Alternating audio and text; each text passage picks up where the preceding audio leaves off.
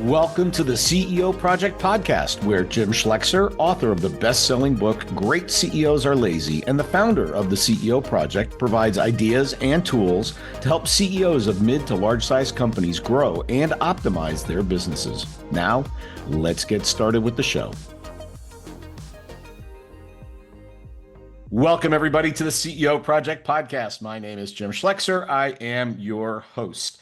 Well, funny enough, not all CEOs are incredibly numerate, meaning, they know numbers, they're kind of okay with them, but like deeply financial understanding, they obviously got people that help you, but today we're going to really spend some time on that topic and maybe some of the highlights. I always used to say when I was getting my MBA, I don't need to know everything. I just need to know the right questions to ask and know when I'm not being told the truth. And hopefully we're going to give you a little bit of that today. So our guest today is Pam Meissner. She is a seasoned financial and operational leader with experience at the CFO, COO, and CEO positions across multiple industries. She's helped scale companies to billion-dollar valuations by turning complex financial data into clear, actionable strategies for growth. We all wish our financial people were doing that for us. With a global outlook shaped by extensive travel and cultural immersion, Pam champions adaptability, innovation, and diverse thinking and leadership. Her career is marked by resilience. She was recently widowed after 30 years of marriage and continues to lead with purpose and strength. She's also a proud mother. Her son, who has autism, recently graduated from college, and her daughter runs marathons to raise funds for autism research. Outside of the boardroom, Pam is an award-winning baker. We're going to have to sample her wares, I think. A passionate reader, self-taught fashion designer, whether advising executives, perfecting the art of the perfect cake, or designing her own clothes, she brings the same passion, precision, and problem-solving mindset to everything she does. I can't wait to talk to you. Hey, Pam, welcome. Thank you. Nice to be here. Yeah, what a diverse and interesting background. I know early in my career, I said I want to be an international business person, and I tell people be careful what you wish for, right? Right. It Yes. sounds like you had the same wish. What was your journey? So my journey was one of more getting bored than maybe aspiring to things. So I started off with Pricewaterhouse in Chicago, Yep. and I was doing great, but it was kind of wait your turn kind of thing. Yeah. And I thought, well, I'm a little impatient, and so the wall had just come down. Yeah, I'm that old. And so I was the first one in 100 years of my family to go back to the homeland. And so my career is really marked by saying yes and being really comfortable with risk. Hmm. So did a lot of privatization work in Poland. And then my largest client, Nestle, hired me to open the Russian market to be the finance person on that team. And we had deep pockets, but we grew it to $1 billion in 3 years. So Man. lots of M&A, lots of interesting interactions Oh and yeah. I yeah. imagine when they put something on my tombstone, it's probably going to say something like yours, which is easily bored. Right?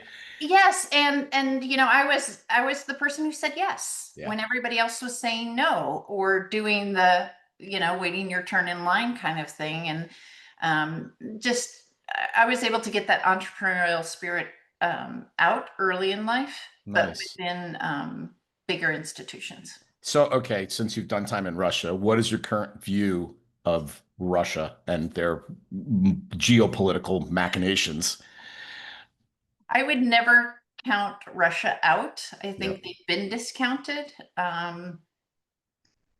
And yeah, I guess the thing I was told when I moved to Russia, right after I got hostage training, Yep. what to do in case you're taking hostage training, was that just know that their relationship with the truth is not the same as ours.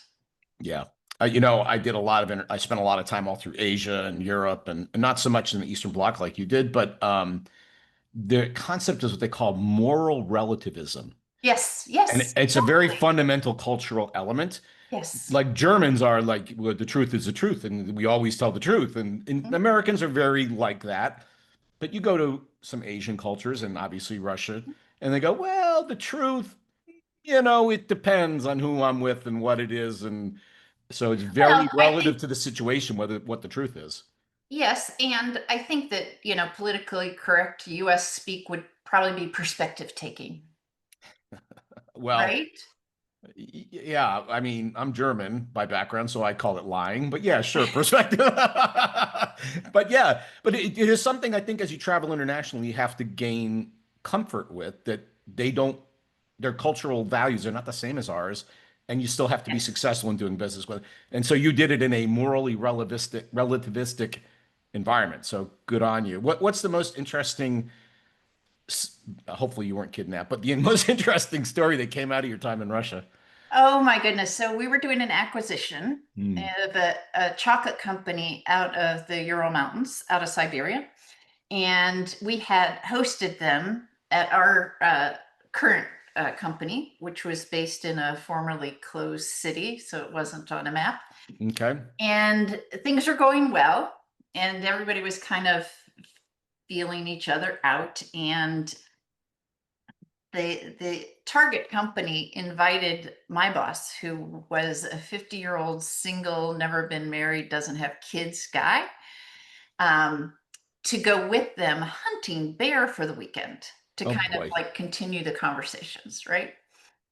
And so I we had flown down privately, and so the plane got diverted. And my boss, in this like very professional, he's Swiss German, business suit, went off to the mountains for the weekend with these party apparatchiks, and they were going to test him out. Yeah. So I got sent back domestic, which is a whole nother experience. And so we meet in the office on Monday, and it's like we're both like, "Oh, you owe me one. You still owe me, right?" Yeah. And this is a guy, so I bake a lot, right? And I would regularly bring food into the office. And I think it was this particular morning that I came in and I made fresh baked cinnamon rolls. The office smelled wonderful. And he said, "Madam Meissner," very formal. Oh boy. "Madam Meissner, you are very homely." And I'm like, Oh, he misused the word. well, no, he grew up, his English was developed in the UK, and homely means domestic goddess in British English. Yeah, yeah, yeah, But I'm yeah, like, if we were stateside, I'd be suing you. yeah. Yep. And so and then I followed that up with, "You owe me," because I had flown back domestic, and it's a whole routine. Like the No. pilots get on last, the foreigners get on first. Anyway, I was Yeah, exhausted. an Aeroflot experience, yes. Exactly. Yeah. And there's exposed insulation, and I'm just like, you know what? I'm just going to bed to sleep. And so I get woken up by the dog sitting on the lap of the person next to me licking me, Oh my gosh. right? And Yeah. I'm like, "You owe me." And he goes, "Oh, I took one for the team." And I'm like, "Yeah." He goes, "Yeah, I had vodka, lard, and raw onions. That's all I had all weekend." Ah, la la la. Yum. All the things we do in the spirit of getting a deal done Yep. that, would have stopped the average executive. Well, when I spent time in China for a long time, I would ask what they were serving. Oh, what is this? And after a while, I'm like, Yeah. Don't I'm know. just going to stop asking and I'm going to eat it. And then Mhm. I don't want to know what I'm eating. So you've dealt with, leaders quite a bit and, we all have things that we kind of gap on, like we don't quite understand. From your perspective, sort of deeply financially understanding the business, what should CEOs be paying attention to, or what are their gaps? What are their things that they miss that they really should be focusing on and maybe they don't the way at least you perceive? So I think the thing about CEOs, and particularly entrepreneurial CEOs, is they have a really good gut, right? Okay. Hmm. And that sometimes the numbers intimidate them, but they've Hmm. gotten to this place because they have a unique skill, right? Either you've grown up through sales or marketing or manufacturing, whatever that unique passion or expertise is. And they don't trust their gut as much as they should, in Oh, my experience. And that's amazing from a numbers person, that comment. Because most numerically oriented go, you just trust the numbers. Gut is, I don't know what gut is. That's fairy dust. I love that you're saying it. well, I also come from the background of, let me just tell you, in Russia, it's like, what do you want the number to be? Yeah. Okay. Right? Yeah. Because Yeah. we had the higher ups back in Switzerland, right? That wanted it to meet the, whatever return on whatever was of the day. And there was no way to get accurate numbers. Yeah. Yeah. I had that experience in China too. Like you just can't believe the numbers. You just can't. Right. And so it causes a more gut-based or intellectual decision-making process because Hmm. you don't have that data, or Interesting. you know that you can't trust whatever is being given to you. And so I think that the, we do this all the time, is you need to, as a leader, find a safe space with somebody who's finance oriented, Hmm. ask the questions that you think might be inappropriate, but in a safe space, right? Give Because, me some of those questions we should be asking.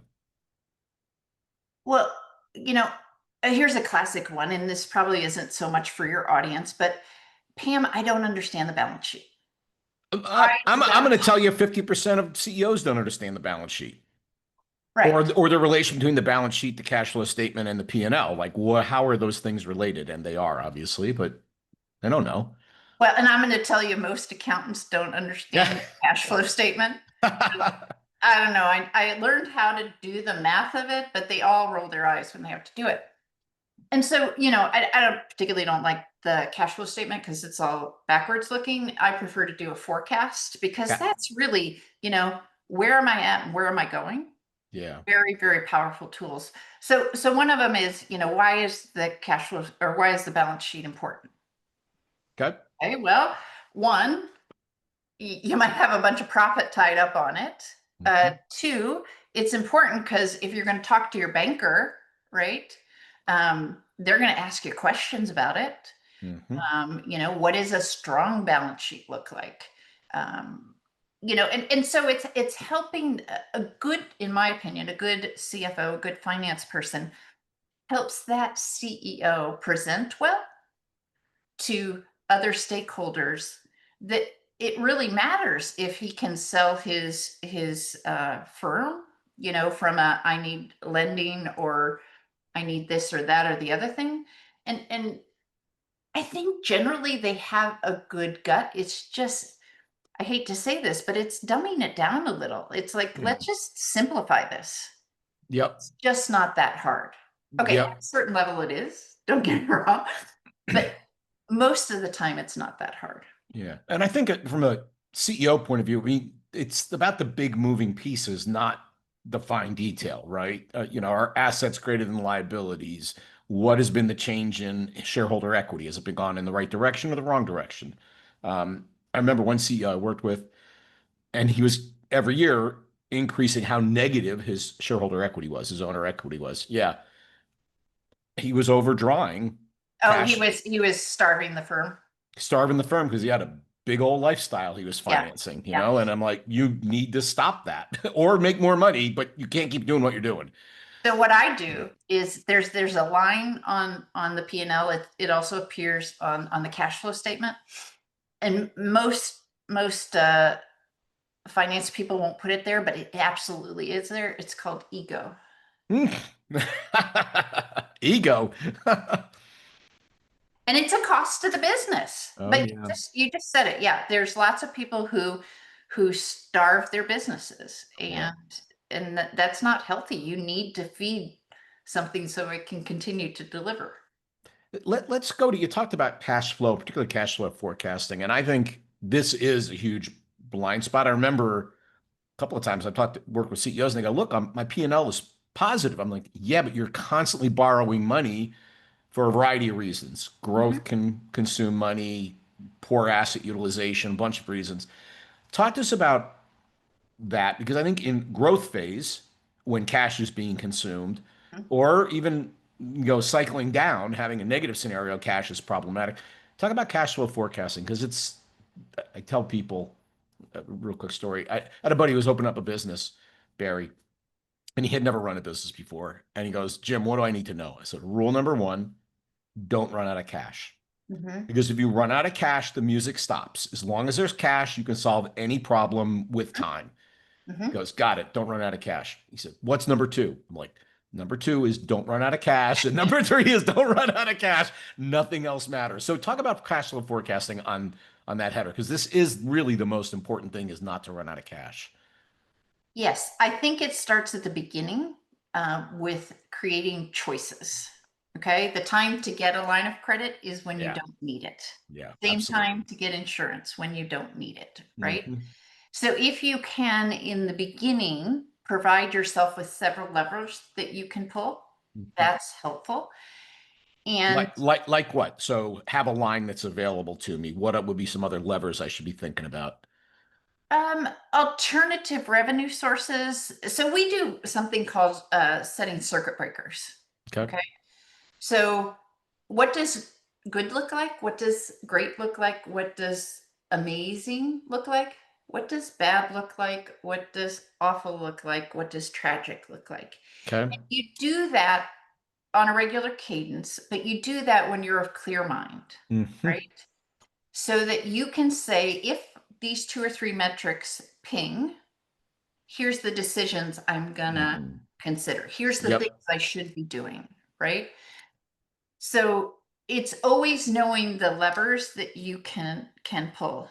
Um, and so obviously there's bank debt, but a lot of people get into trouble because they take bad money, What do you mean when you say bad money? horrible interest rates, right? So Okay. there's a lot of people out there praying one of the worst thing is invoice factoring, right? Yep. You get in that business, you're putting nails in your coffin every day. I've known very few people who can get out of that. Hmm. Similarly, there's those. I think I think American Express bought the one that was called like Cabbage or something, but they're just predatory lending rates. There's a whole bunch of schemes. We've seen them all. Yeah. We've been exposed to some private investors that have a loan to own model. Yes. So they loan you enough money knowing they're handing a drowning person a glass of water, and then they're Yes. going to, from the debt position, take you through receivership and they'll own the company for the cost of the debt. So they buy the company on the cheap, basically. Yes. Yes. And so that's where, people say, "Oh, I have a good bookkeeper. I have a good CPA. I'm good." Except when you have to make decisions like that, right? Do I take this money or not? Um, so so having options and knowing what they are, and realizing if you get to this spot, yeah, you're going to have to go to family and friends, Yeah. Yep. right? And you mentally more times than not, I find cash flow issues to be more of a mind game than necessarily reality game, Hmm. right? What do you mean by that? Oh, I can't do that. Oh, Oh, yeah. I it's could never ask my customers to pay early, right. which is a great cash flow move if you can make it, right? I could never ask for a down payment on a project. Right.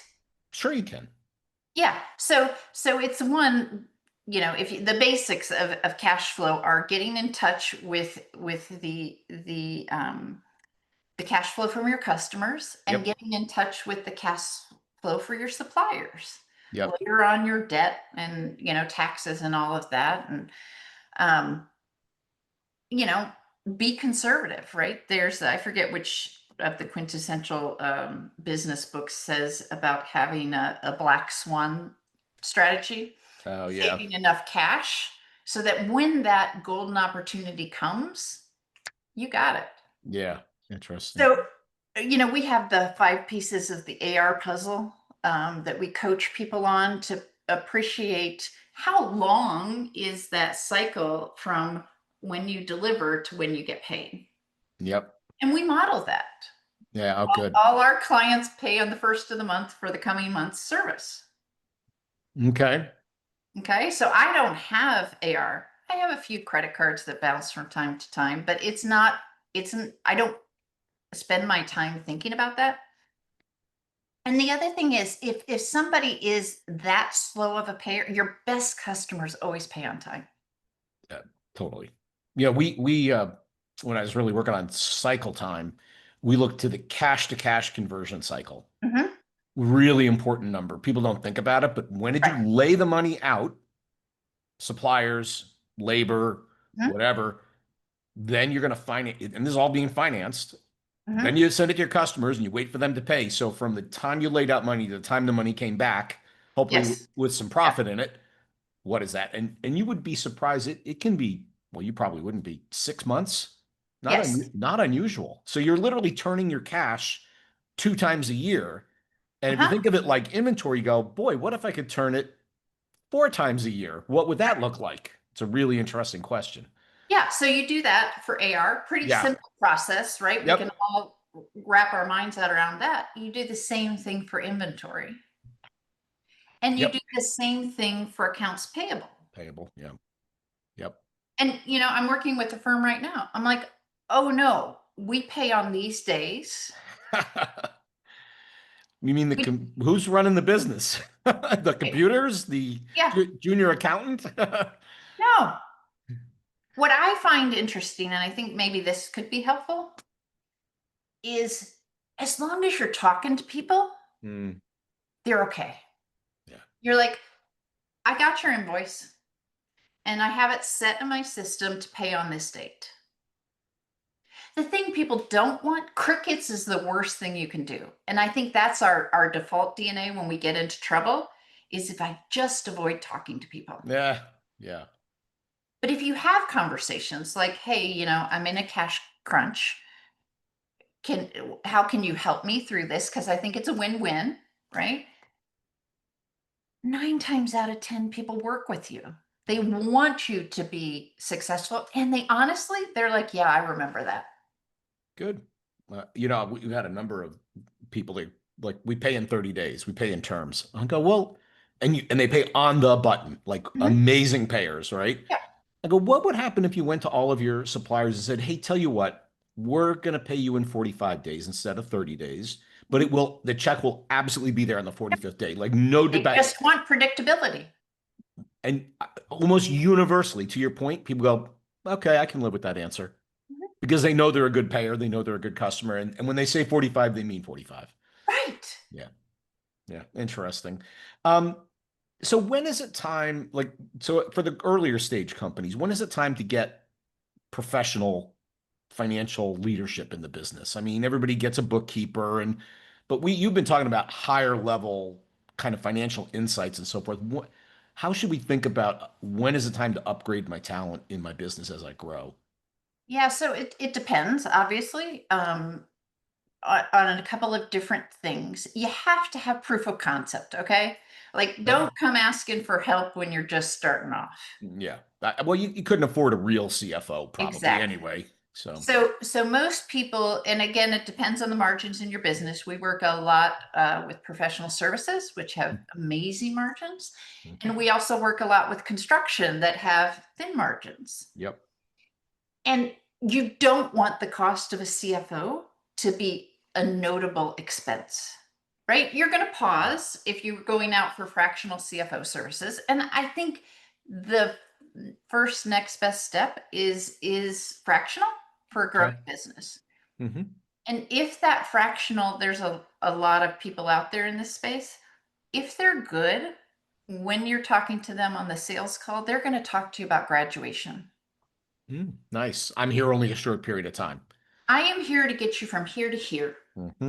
When I see you getting close to here, I'm going to help you bring in that full time CFO.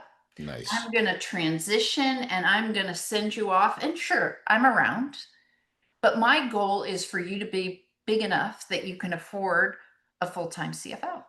Nice. I've had lots of people bring people in, and let's talk. The small medium sized business, titles are cheap. Yeah. Although I got a view on that, but I hear you. Yes, people give them out pretty easily.